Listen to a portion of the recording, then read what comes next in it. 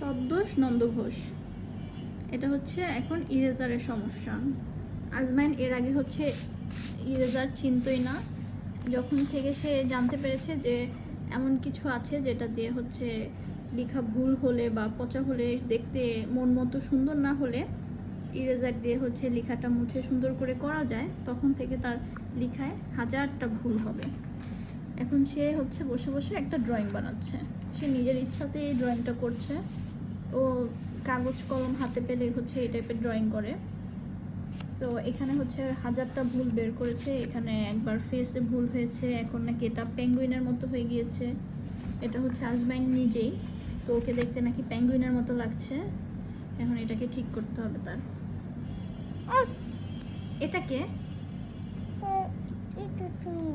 আমি, আর এটা এটা তুমি কিসের মতো হয়ে গিয়েছো? পেঙ্গুইনের।